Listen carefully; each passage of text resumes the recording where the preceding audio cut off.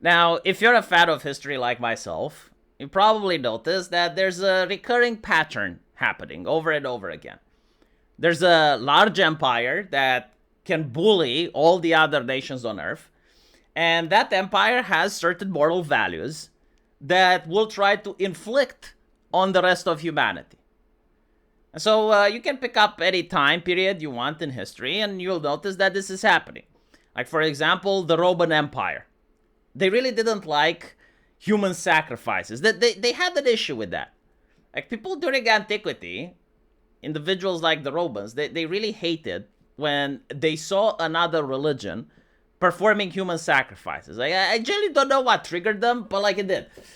And so, if the Romans conquered your land, they would usually allow you to keep your religion. Sure, like they would put their own gods as well, and it's like the heaven suddenly became a little bit bigger. Like their gods was in Olympus, your gods was in your land, and they would allow you to keep your practices and keep your worships, unless you did human sacrifices. Like that's what pissed them off. And then you move forward in time, and you notice the British Empire. And the British Empire, they didn't like slavery at all.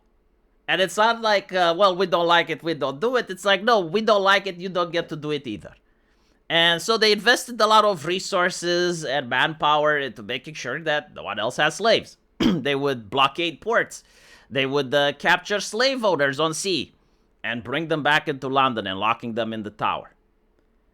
And so, like, you notice, like, this is happening constantly throughout history, right? Like, an empire, no one can stand up to them, and they're going to inflict their morality. And so the question is, like, what is the empire of today? What morality do they inflict? And I think the American empire is the one that exists today. It doesn't call itself an empire, but militarily, economically, politically, very few people can stand up against it. Right? Like, if the Americans tell you, like, this is what's going to happen, it usually kind of is. And so the question is, like, what is their morality? Like, what do they want the rest of the world to have? And so I generally think that it's bootfucking. Like, bootfucking is the crown achievement and the epitome of American morality. And why do I say this? Like, do I mean that every single American person worships bootfucking? It's like, no, that's not what I'm saying.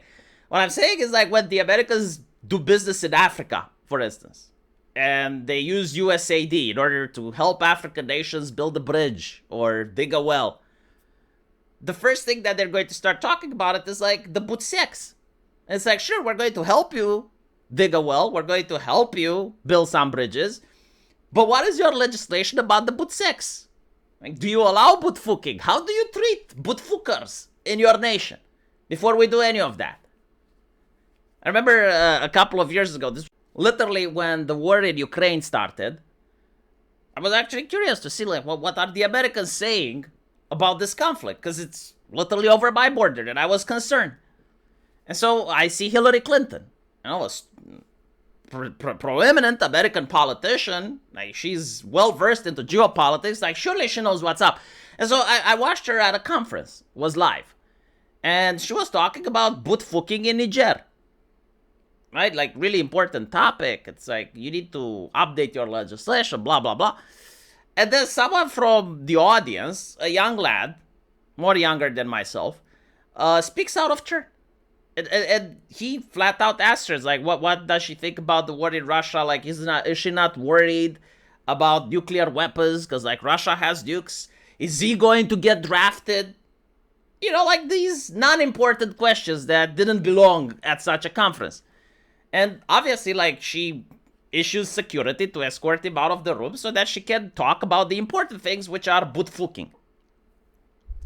And so when you understand just how important bootfucking is for the Americans, you understand the horror and the pain that this type of news is causing. The Supreme Court is going to be formally asked to overturn the bootfuck ruling. Now, Obama himself, back in the day, pointed out that this is a possibility. So, at the time, the Democrats were in the same situation where the Republicans are now. Like, they had the House, they had the Senate, they had the White House, the Supreme Court was on their side. And so any law that they wanted to pass would have passed. And Obama was being asked about Roe v. Wade. It's like, okay, aren't you going to make that into legislation? Because surely you know that right now it's kind of flimsy. Like right now, Roe v. Wade exists because of the Supreme Court. Bootfucking was another issue. Like it also exists because of the Supreme Court. Like, aren't you guys going to make that into legislation right now when you have the numbers? And he didn't. And I think like the reason he didn't is because he wanted to have this as a campaign issue.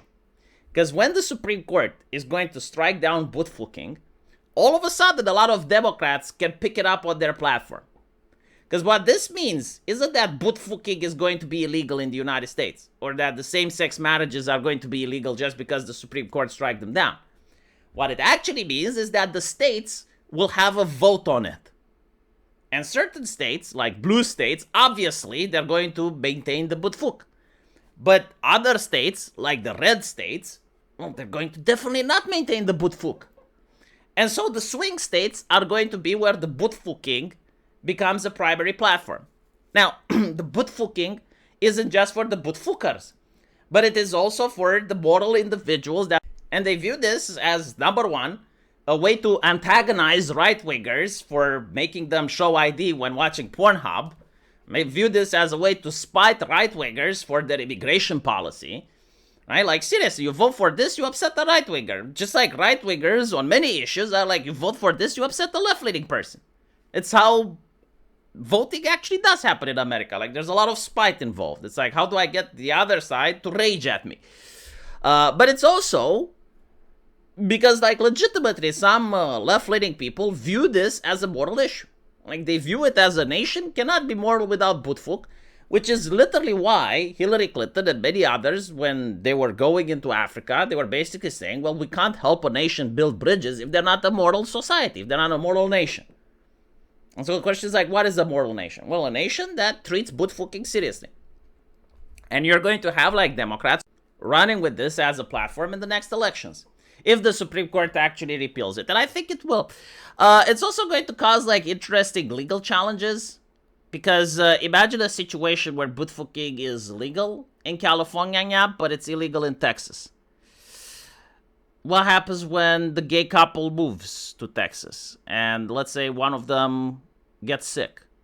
The other one wants to visit the hospital. Like, are they considered a family member? What if they die? Like, what happens to the inheritance? Are they considered a family member? What if they have kids? Like, you have a lesbian couple, right? And one of the women got impregnated. And she has children, and they're a lesbian relationship with kids. And they want to file a divorce in Texas. What happens? These are going to be interesting conundrums for the law to experience. And obviously, if they make, like, proper legislation, they won't have that many hurdles. But unfortunately, like, knowing the American convoluted system, they probably won't make legislation. So you're going to have like a lot of loosey cases, which we're probably going to discuss on this channel. But all in all, I think like the reason that leftists are afraid is because they know it's not a popular issue. Every single time it was put to a vote, and please correct me if I'm wrong, but even in California back in the day when same-sex marriage was actually put to the vote, it never passes. It just doesn't pass.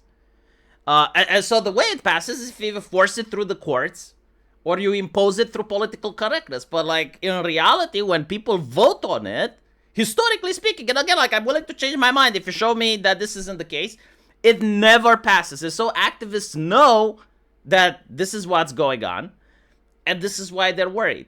They're worried because, well, democracy is actually going to be reinstated. If you read the Constitution, the founding fathers, like they never mention if a marriage can be between a man and a woman or a same-sex couple. Now, obviously, like for us that live in reality, we can imagine that people at the time of George Washington and Thomas Jefferson like never even conceived the possibility of marriage being between two men or two women.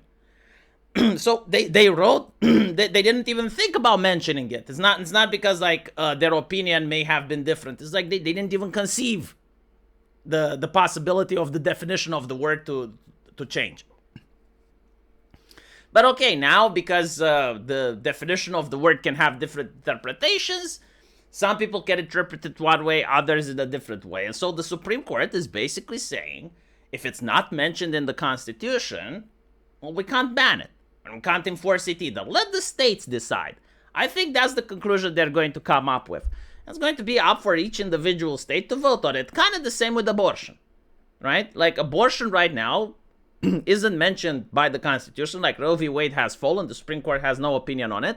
And so individual states are going to have different policies regarding that. And this is what's going to happen. And you're going to see the fallout, which is going to be a massive meltdown, probably before the next elections.